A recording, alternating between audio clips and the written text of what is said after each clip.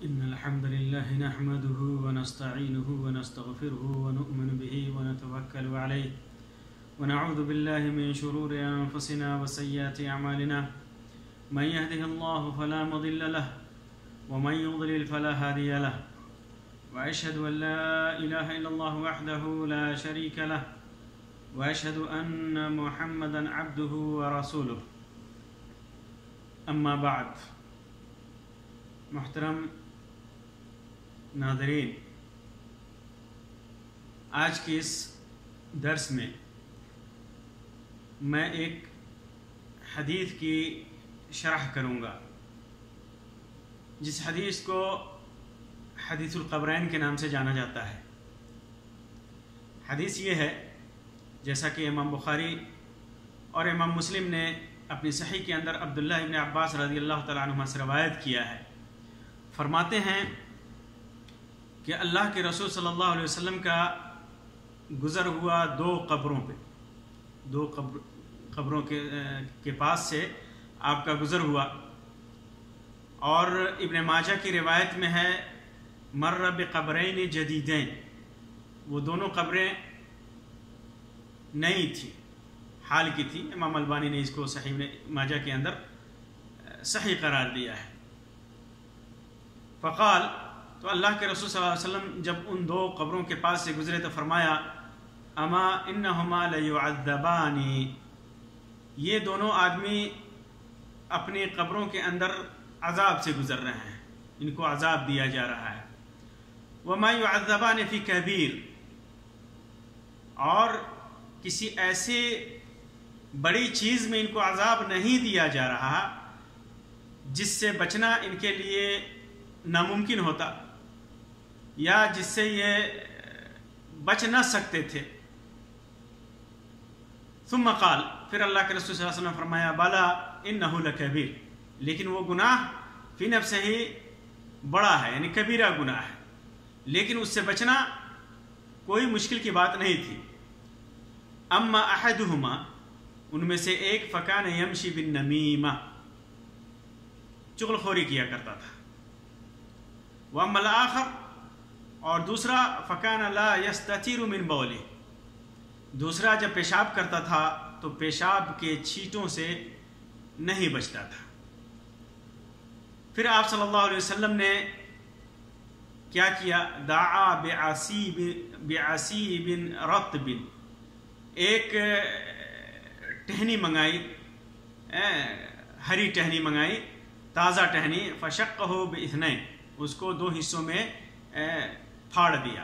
پھاڑنے کے بعد ثم غرس علی ھذا واحدا، ایک قبر پہ ایک کو گاڑ دیا، وعلی ھذا واحدا، اور دوسری پہ دوسری کو۔ ثم قال، پھر آپ صلی اللہ علیہ وسلم نے فرمایا لعلہ ان یخفف عنہما ما لم یبسا، شاید جب تک یہ دونوں ٹہنیاں سوکھے نہیں تب تک ان کے عذاب میں کمی کی جاتی رہے گی، تخفیف کی جاتی رہے گی۔ صحیح مسلم کی روایت میں جو الفاظ ہے وہ یہ ہیں ثم دعا بجریدۃ، جریدہ بھی عصیب کے معنی میں ہے، ٹہنی منگائی، فکسرھا کسرتین، دو ٹکڑوں میں اس کو تقسیم کر دیا، دو ٹکڑوں میں پھاڑ دیا۔ فوضع علی کل قبر منہما کسرۃ، ہر قبر پہ ایک حصہ، ایک چھڑی لگا دی۔ فقیل یا رسول اللہ، پھر آپ صلی اللہ علیہ وسلم سے کہا گیا کہ اللہ کے رسول لما فعلت ھذا، آپ نے ایسا کیوں کیا، کس وجہ سے کیا، کیا اس کی وجہ تھی کہ آپ نے ایسا کیا؟ تو فرمایا آپ صلی اللہ علیہ وسلم نے لعلہ ان یخفف عنہما ما لم تیبسا، جب تک یا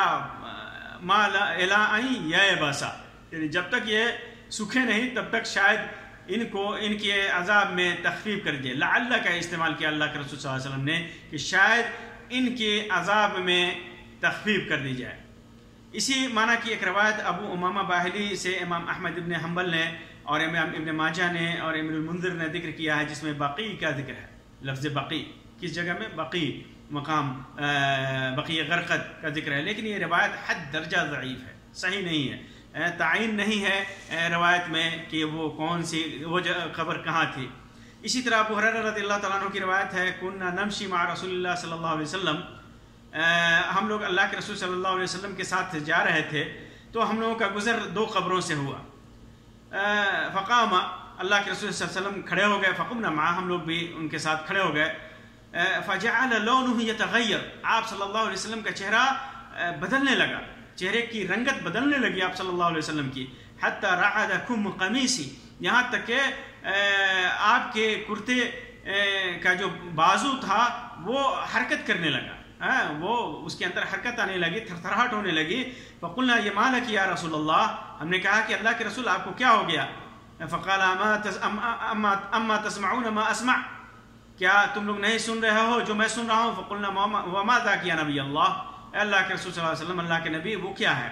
قال هذان رجلان يعذبان في قبورهما، یہ 2 آدمی اپنے قبروں میں عذاب دیے جا رہے ہیں، عذابا شدیدا،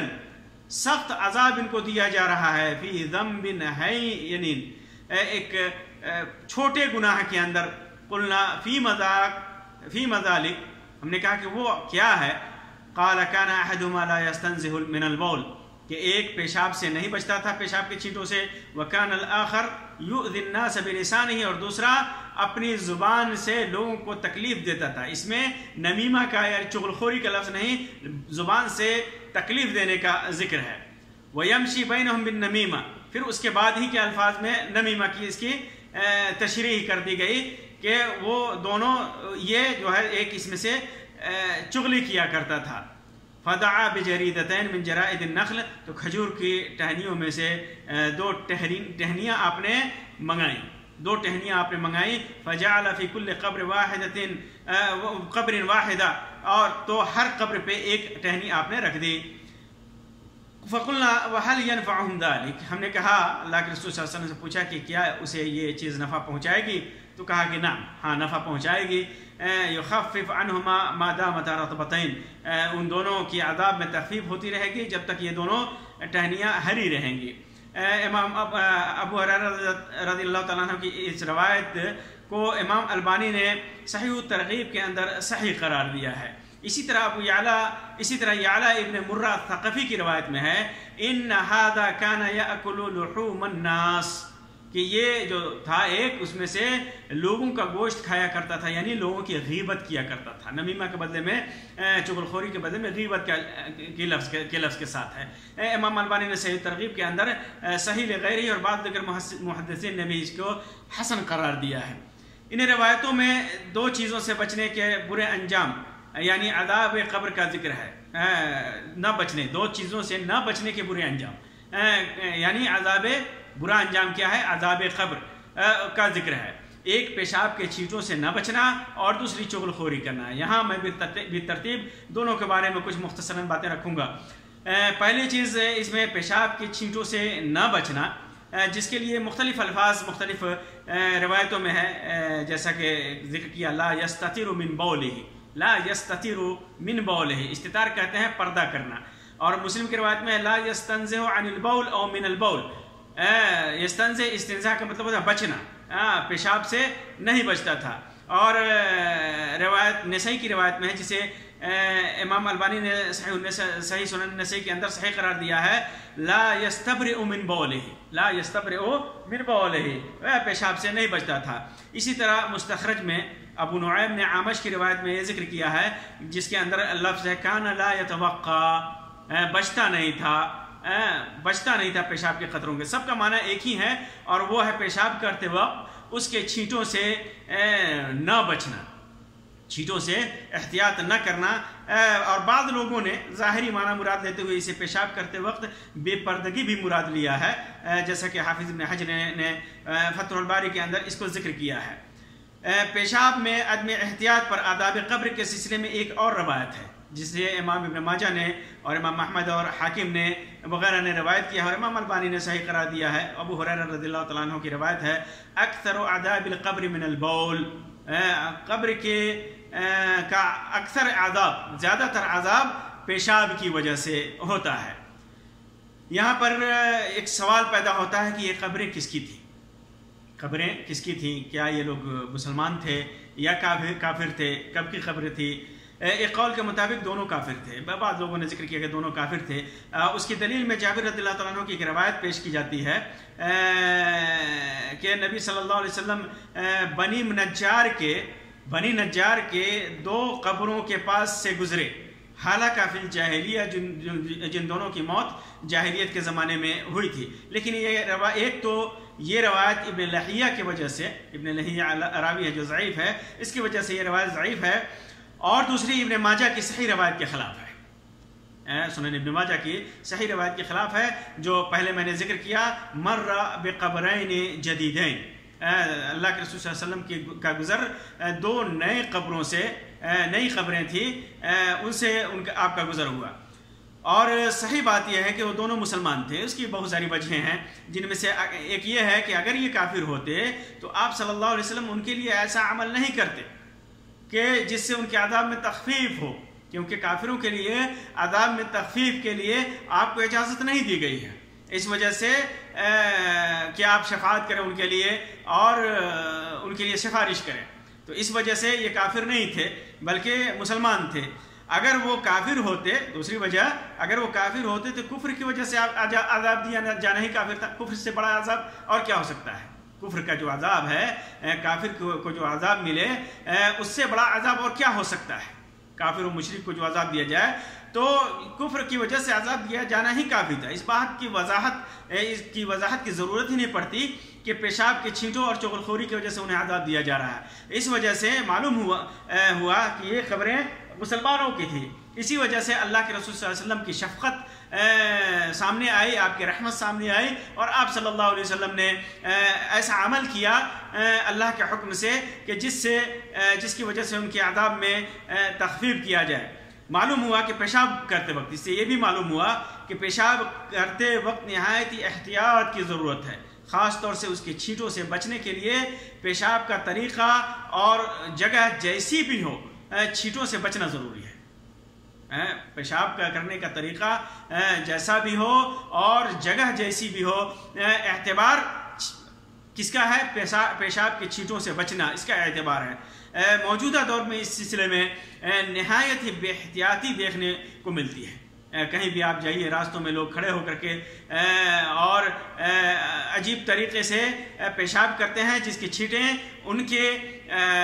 جسم پہ، ان کے کپڑوں پہ پڑتے رہتے ہیں، اور بہت سارے لوگ تو استنجا بھی نہیں کرتے، ڈھیلا نہیں استعمال کرتے، پتھر نہیں استعمال کرتے، پانی نہیں استعمال کرتے۔ یہ ساری چیزیں عذاب قبر میں عذاب کا سبب ہے۔ اسی طرح دوسری چیز ہے چغلخوری، نمیمہ جس کو کہا جاتا ہے، حدیث میں جس کے لیے ہے نمیمہ، جسے عربی میں نمیمہ کہا جاتا ہے، جس کی تعریف ہے نقل الکلام بین الناس علی وجہ الافساد، یعنی لوگوں میں، اس کا معنی چغلخوری یا نمیمہ کا مطلب ہوتا ہے لوگوں میں فساد پیدا کرنے کے لیے لوگوں کی بات کو ایک دوسرے سے کو پہنچانا، لوگوں کی بات کو کہ فلاں نے تمہارے سلسلے میں یہ بات کہے، اس سے اس کی بات کہہ دے، اس سے اس کے مقصد کیا ہوتا ہے؟ فساد پہنچانا، فساد کرانا، دونوں میں دشمنی کرانا۔ یہ کبیرہ گناہوں میں سے ہے، یہ گناہ کبیرہ گناہوں میں سے ہے۔ اس کے ذریعے سے لوگوں کے درمیان تفرقہ ڈالا جاتا ہے، دو محبت کرنے والوں کے درمیان نفرت ڈالی جاتی ہے۔ چغلخور بہت بڑا مجرم ہوتا ہے، بہت بڑا مجرم ہے، اسی وجہ سے یہ کبیرہ گناہ ہے۔ برا ہونے کے ساتھ ساتھ جھوٹا بھی ہوتا ہے چغلخور، بہت بڑا مجرم ہوتا ہے، برا بھی ہوتا ہے، جھوٹا بھی ہوتا ہے، لوگوں کو اپنے جھوٹ کی وجہ سے نفرت، لڑائی اور دشمنی پہ ابھارتا ہے۔ ایک طرح سے وہ اللہ تبارک و تعالیٰ کے کام میں بھی دخل دینے کی کوشش کرتا ہے، کیونکہ اللہ رب العزت لوگوں کے درمیان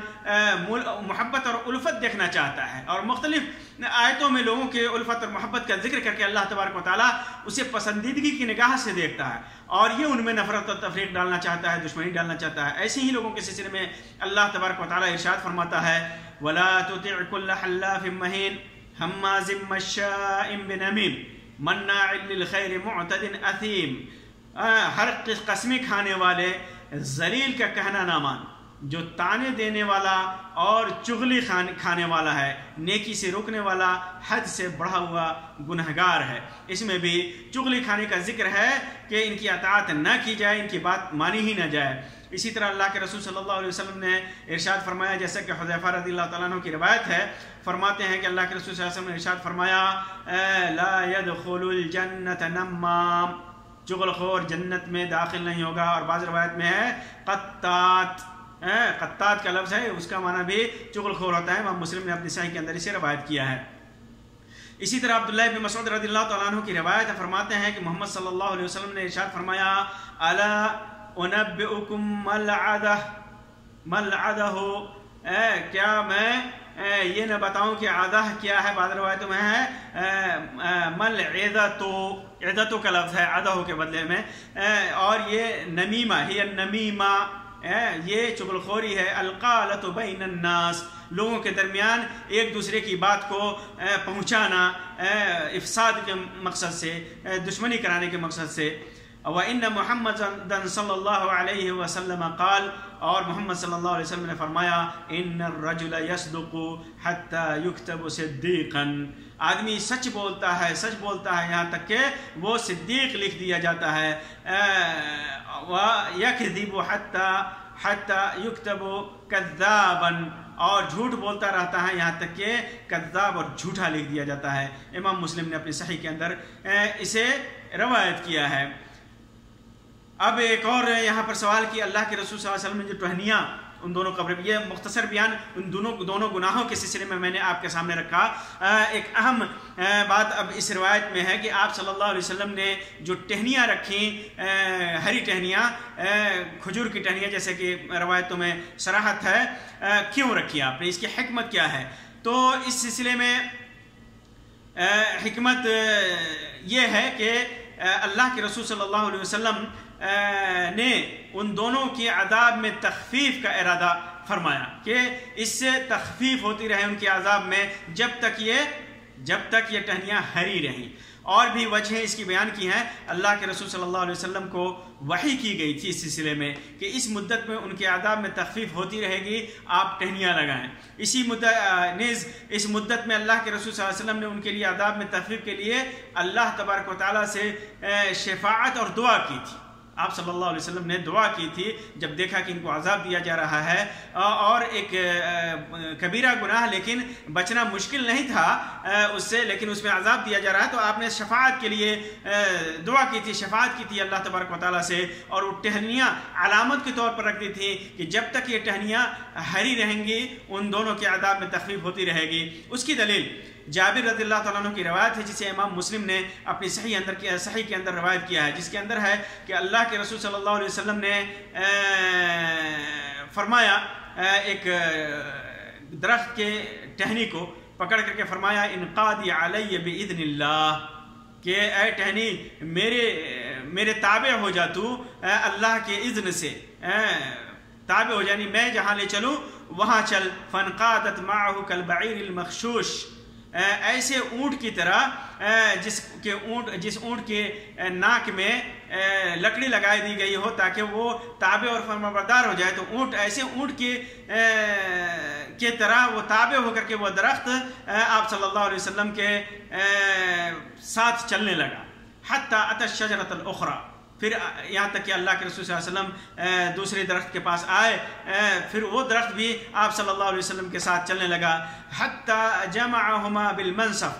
یہاں تک کہ اللہ کے رسول صلی اللہ علیہ وسلم نے دونوں کو تقریباً نصف مسافت تک آپ صلی اللہ علیہ وسلم لے کر کے آئے۔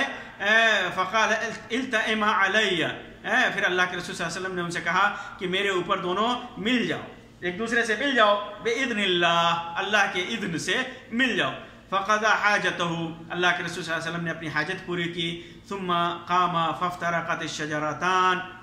پھر جب اللہ کے رسول صلی اللہ علیہ وسلم فارغ ہو گئے، کھڑے ہو گئے فارغ ہو کر کے، تو دونوں درخت الگ ہو گئے۔ وقامت كل واحدة منها على ساق، اور ہر درخت اپنے ساق پہ، اپنے جڑ پہ کھڑا ہو گیا۔ پھر اللہ کے رسول صلی اللہ علیہ وسلم نے جابر رضی اللہ تعالیٰ عنہ کو حکم دیا کہ دونوں درختوں کے پاس جائیں فَيَقْطَعَ مِنْ كُلِّ وَاحِدَةٍ مِنْهُمَا غُصْنًا، تو ہر دونوں میں سے ہر ایک سے ایک ٹہنی کاٹ کر کے لے آئیں اور دونوں کو دونوں قبروں پر رکھ دیں۔ پھر آپ صلی اللہ علیہ وسلم نے فرمایا انی مررت بقبرین یعذبان، میں دونوں قبروں کے پاس سے گزرا تو دونوں کے اندر جو دو ہیں ان دونوں کو عذاب دیا جا رہا ہے۔ فاحببت بشفاعتی، میں نے اپنی شفاعت سے یہ چاہا کہ ان یرفع عنہما، دونوں کے لیے تخفیف کر دیا جائے، ما دام الغصنان رطبین، جب تک دونوں ٹہنیاں ہری رہیں تب تک ان کے عذاب میں تخفیف ہوتی رہے۔ میں نے اپنی شفاعت سے یہی چاہا۔ تو واضح رہے کہ اللہ کے رسول صلی اللہ علیہ وسلم کو اذن ملا، اجازت ملی، دعا کر آپ صلی اللہ علیہ وسلم شفاعت کی اور آپ نے دعا کیا تو جا کر کے اللہ کے رسول صلی اللہ علیہ وسلم نے دعا کر کے وہ ٹہنیاں لگائی۔ بعض لوگوں نے کہا کہ عذاب میں تخفیف کی وجہ ان دونوں ٹہنیوں کا تسبیح کرنا ہے، یعنی دونوں ٹہنیاں جب تک ہری رہیں گی تسبیح کرتی رہیں گی اور ان کی عذاب میں تخفیف ہوتی رہے گی۔ ظاہر سی بات ہے کہ انسان بھی جب کسی انسان کے لیے تسبیح کرتا ہے تو اس کے عذاب میں تخفیف ہوتی رہتی ہے۔ حالانکہ یہ تعویل اتنی مضبوط اس لیے نہیں ہے کہ ٹہنیاں ہری ہوں یا سوکھی، تسبیح کرتی رہتی ہے۔ ہر چیز، دنیا کی ہر چیز آسمان و زمین میں تسبیح کرتی ہے۔ اللہ تبارک و تعالیٰ فرماتا ہے تسبح له السماوات السبع والارض ومن فیہن، اللہ تبارک و تعالیٰ کی تسبیح آسمان اور زمین اور ان دونوں کے درمیان جو کچھ بھی ہے ساری کی ساری تسبیح کرتی رہتی ہیں اللہ تبارک و تعالیٰ کی۔ وَإِن مِّن شَيْءٍ إِلَّا يُسَبِّحُ بِحَمْدِهِ، کوئی چیز ایسی نہیں ہے کہ وہ اللہ کے تبارک و تعالیٰ کی تسبیح نہیں کرتی ہوں۔ وَلَكِنْ لَا تَفْقَهُونَ تَسْبِيحَهُمْ، لیکن تم لوگ ان کی تسبیح کو نہیں سمجھتے۔ اسی طرح بزار اور طبرانی وغیرہ کی روایت میں ہے جسے علامہ البانی نے صحیح قرار دیا ہے کہ اللہ کے رسول صلی اللہ علیہ وسلم کے سامنے کنکریوں نے تسبیح بیان کیا، اس لیے یہ استدلال کرتے ہوئے کہ قبروں پر ان چیزوں کے رکھنے سے یہ ان کے تسبیح بیان کرتی ہیں تو ان کے لیے فائدہ ہوگا، یہ مطلقاً صحیح نہیں ہے، کیونکہ ٹہنیاں ہری رہیں سوکھی رہیں وہ تسبیح کرتی رہیں گی۔ پتھر بھی سوکھا ہوا تھا جیسا کہ روایت میں بیان کیا، سوکھی ہوئی کنکری اللہ کے رسول صلی اللہ علیہ وسلم کے سامنے تسبیح کرتی رہی، تو سوکھی ہوئی چیزیں بھی تسبیح کرتی ہیں۔ لہٰذا ایک اللہ کے رسول صلی اللہ علیہ وسلم نے جو ایک علامت بتائی تھی اس علامت کی بنیاد پر اس وقت تک ان کی عذاب میں تخفیف کیا جاتا رہے گا۔ اللہ کے رسول صلی اللہ علیہ وسلم نے ایک علامت بتا دی۔ اسی طرح بہت سارے لوگ اس روایت سے استدلال کرتے ہوئے قبروں پر ہری ٹہنیاں رکھتے ہیں۔ یہ یہاں بتا دینا بہت ضروری ہے کہ ان کا یہ عمل کسی طرح بھی درست نہیں ہے۔ اس روایت سے استدلال کر کے یہ عمل اختیار کرنا کسی بھی صورت میں درست نہیں ہے۔ اللہ کے رسول صلی اللہ علیہ وسلم نے اس کی تعلیم قطعاً نہیں دی، اگر دی ہوتی تو آپ یا آپ کے اصحاب اسے ضرور بیان کرتے یا پھر صحابہ کرام اسے اختیار کرتے۔ بعض روایتوں میں بریدہ رضی اللہ تعالیٰ عنہ کے بارے میں آتا ہے کہ انہوں نے اپنی قبر پہ لگوائی تھی، لیکن یہ ان کا یہ عمل صحابہ کرام نے قبول نہیں کیا اور یہ چیز متواتر نہیں بنی، اسلاف نے بھی اس کو قبول نہیں کیا، اسلاف سے بھی ایسا کرنا ثابت نہیں ہے۔ اگر کسی نے ایسا کیا ہوتا کیا بھی ہے تو یہ محض ان کا اجتہاد ہے جسے نہ صحابہ کرام نے قبول کیا اور نہ اسلاف نے۔ اسی طرح اللہ کے رسول صلی اللہ علیہ وسلم کو خبر دے دی گئی تھی کہ ان کو عذاب دیا جا رہا ہے، اور آپ کے علاوہ کسی کو اس بات کی خبر نہیں ہوتی کہ کسی کو قبر میں عذاب دیا جا رہا ہے۔ ہم کیسے کسی کی قبر میں اس حدیث سے استدلال کر کے ہری چیز رکھیں کہ اس کی وجہ سے چونکہ اللہ کے رسول صلی اللہ علیہ وسلم نے ہری ٹہنی رکھی تھی اور عذاب میں تخفیف ہوئی تھی، اس وجہ سے ہم بھی رکھیں گے اور عذاب میں تخفیف ہوگی، تو یہ چیز ہمیں اور آپ کو معلوم ہی نہیں ہے کہ اس شخص کو عذاب دیا جا رہا ہے، کیونکہ اللہ کے رسول صلی اللہ علیہ وسلم نبی تھے اور اللہ تبارک و تعالیٰ نے آپ کو بتا دیا تھا اور بہت ساری چیزیں معجزہ کے طور پہ اللہ تبارک و تعالیٰ نے آپ کو خبر کر دی تھی اور آپ صلی اللہ علیہ وسلم کو پتہ چل جاتا تھا کہ یہ چیز ہوئی ہے، وحی کے ذریعے پتہ چل جاتا تھا کہ یہ چیز ہوئی ہے یا ہو رہی ہے پردے کے پیچھے یا قبر کے اندر، تو آپ صلی اللہ علیہ وسلم کو خبر دے دی گئی تھی، اور ہمیں اور آپ کو اس کی قطعاً خبر نہیں ہوتی کہ کس حال میں ہے۔ جب خبر ہی نہیں ہے کہ اس آدمی کو عذاب دیا جا رہا ہے یا نہیں دیا جا رہا ہے تو ہم کیسے لگا سکتے ہیں؟ اسی طرح ایسا کرنے میں میت کے ساتھ بدظنی بھی ہے، بدگمانی ہے کہ اسے عذاب دیا جا رہا ہے۔ مان لیجیے کہ کسی کے قبر پہ ہم لگا رہے ہیں، کیوں لگا رہے ہیں؟ اللہ کے رسول صلی اللہ علیہ وسلم نے تو اس کی قبر پہ لگایا تھا جس کو عذاب دیا جا رہا ہے، اس کی قبر پہ تو نہیں لگایا تھا جس کو عذاب نہیں دیا جا رہا تو ہم اگر کسی کی قبر پر اس حدیث سے استدلال کرتے ہوئے کوئی چیز لگاتے ہیں ہری ٹہنی کہ اس کے عذاب میں تخفیف ہوگی، تو اس کے ساتھ بدظنی ہے کہ اسے عذاب دیا جا رہا ہے کہ نہیں؟ کہ ہو سکتا ہے کہ وہ اللہ کی رحمت میں ہو سکتا ہے کہ وہ نیک آدمی اسے قبر میں عذاب سے محفوظ کر دیا گیا ہو، اور ہم یہ گمان کر رہے ہیں کہ اس کو عذاب دیا جا رہا ہے۔ تو اس حدیث سے استدلال کر کے یہ نہایت ہی جاہلانہ استدلال ہے۔ کہنے والے تو یہاں تک کہتے ہیں کہ ٹھیک ہے، تم شوق سے اس معاملے میں نبی کریم صلی اللہ علیہ وسلم کی اس عمل کی اتباع کرو، لیکن پہلے جن کی قبر پہ لگا رہے ہو ان کو یہ ثابت کرو کہ انہیں قبر میں عذاب دیا جا رہا ہے، چاہے وہ باپ ہو، چچا ہو، دادا ہو، نانا ہو، ماموں ہو، ماں ہو، بیٹی ہو، نانی ہو، بہن ہو، بیوی ہو، کوئی قریبی رشتہ دار ہو، پہلے یہ ثابت کرو کہ اسے عذاب دیا جا رہا ہے۔ اسی طرح اللہ کے ایک اہم بات ہے کہ اللہ تبارک و تعالیٰ نے اپنے نبی کے ذریعے ہم کو قبر والوں کے لیے اس سے اچھی خبر دی ہے، اس سے اچھی چیز دی ہے، اور وہ ہے اللہ کے رسول صلی اللہ علیہ وسلم کا فرمان، جیسا کہ ابو داؤد، بزار، ابن سنی کی روایت میں عثمان ابن عفان رضی اللہ تعالیٰ عنہ کی روایت ہے، جسے شیخ البانی نے صحیح قرار دیا ہے کہ جب اللہ کے رسول صلی اللہ علیہ وسلم میت کے دفن سے فارغ ہوتے تو وہاں کھڑا ہو کر فرماتے استغفروا لاخیکم، اپنے بھائی کے لیے استغفار کرو، واسألوا له التثبیت، اس کے لیے ثبات قدمی کی دعا کرو، فإنه الآن يسأل، کیونکہ اس وقت اسے سوال کیا جا رہا ہے۔ اللہ کے رسول صلی اللہ علیہ وسلم نے یہ نہیں کہا کہ ہری چیز لا کر کس پر لگا دو، یہ چیز رکھ دو کہ اسے سوال ہو رہا ہے قبر کے عذاب سے اسے بچایا جائے گا، بلکہ اس سے اچھی چیز دی جو ہمیشہ فائدہ مند ہے۔ ایک مردے کے لیے، مرے ہوئے شخص کے لیے جو وفات پا گیا، اس کے لیے ہمیشہ فائدے کی چیز ہے وہ دعا ہے، اس کے لیے تسبیح کرنا، اس کے لیے استغفار کرنا، اس کے لیے دعا کرنا، یہ چیزیں اسے نفع پہنچائیں گی۔ اور ہم اس کے بجائے کیا کر رہے ہیں کہ اس کے سلسلے میں بدگمانی کر رہے ہیں کہ اسے عذاب دیا جا رہا ہے اور ہری چیز لگا رہے ہیں، یہ چیز عجیب ہے۔ اسی طرح خود اللہ کے رسول صلی اللہ علیہ وسلم نے ان دونوں قبر والوں کے علاوہ کسی کے ساتھ ایسا نہیں کیا، نہ بقیع کے اندر کیا، نہ کسی دوسرے قبر والے کے ساتھ کیا، کبھی نہیں کیا آپ صلی اللہ علیہ وسلم نے اس قسم کا عمل، کیونکہ آپ صلی اللہ علیہ وسلم چونکہ ظاہر ہے کہ آپ صلی اللہ علیہ وسلم ہمیشہ بقیع کے اندر جایا کرتے تھے، جہاں ہزاروں آدمی مدفون تھے، قبرستان میں جاتے، آپ زیارت کرتے، دیگر قبروں کی زیارت کرتے، کسی قبر والوں کے ساتھ آپ نے نہیں کیا۔ اور دیگر قبرستانوں سے بھی آپ کا گزر ہوتا ہوگا، آپ صلی اللہ علیہ وسلم دیگر قبروں سے بھی گزرتے ہوں گے، ان میں سے کچھ عذاب بھی دیے جاتے ہوں گے، لیکن آپ نے کسی کے ساتھ ایسا نہیں کیا، صرف ان دو قبر والوں کے ساتھ کیا۔ یہ اس سے معلوم ہوا کہ یہ صرف ان دو قبر والوں کے ساتھ ہی خاص تھا، ایک تو اللہ کے رسول صلی اللہ علیہ وسلم کے لیے خاص تھا، کیونکہ آپ صلی اللہ علیہ وسلم کو وحی کے ذریعے خبر دے دی گئی تھی کہ ان کو عذاب دیا جا رہا ہے، اور دوسرا ان دو قبر والوں کے ساتھ خاص تھا جن کے بارے میں آپ کو خبر دی گئی تھی، اور وہ بھی ان کے لیے خصوصی شفاعت اور دعا کے ساتھ، جیسا کہ روایت میں گزرا، خصوصی شفاعت اور دعا کے ساتھ آپ صلی اللہ علیہ وسلم کے لیے اور ان دو قبر والوں کے لیے خاص کر دیا گیا کہ ان کے قبروں پر ہری ٹہنیاں لگائی جائیں، اور وقت معین تک، جب تک ٹہنیاں ہری رہیں گی ان کے عذاب میں تخفیف کی جاتی رہے گی، اس کے بعد کیا ہوگا واللہ عالم، لیکن کم سے کم اس وقت تک ان کے عذاب میں تخفیف ہوتی رہیں گی۔ اس سے معلوم ہوا کہ کسی بھی قبر پر کسی بھی فرد کی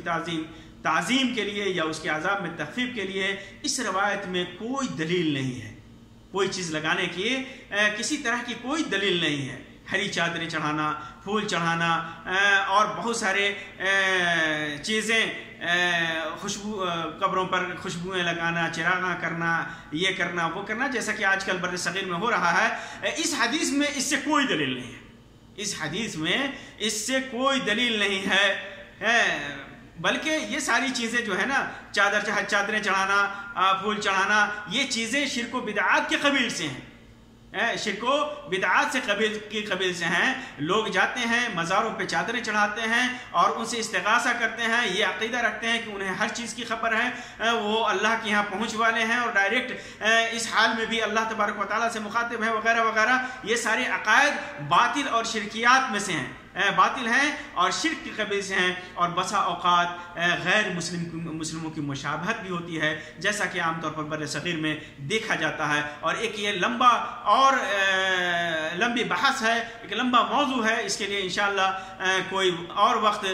دیکھا جائے گا۔ اللہ تبارک و تعالیٰ سے دعا ہے کہ اللہ تبارک و تعالیٰ ہمیں دین کی صحیح سمجھ عطا فرمائے، اللہ تبارک و تعالیٰ ہمیں سنت کا تابع بنائے، بدعتوں، خرافات اور شرک سے دور رکھے، اللہ تبارک و تعالیٰ ہمارے اعمال کو قبول فرمائے۔ آمین یا رب العالمین، وآخر دعوانا ان الحمد للہ رب العالمین، وصلی اللہ علی خیر خلقہ وسلم، والسلام علیکم ورحمۃ اللہ وبرکاتہ۔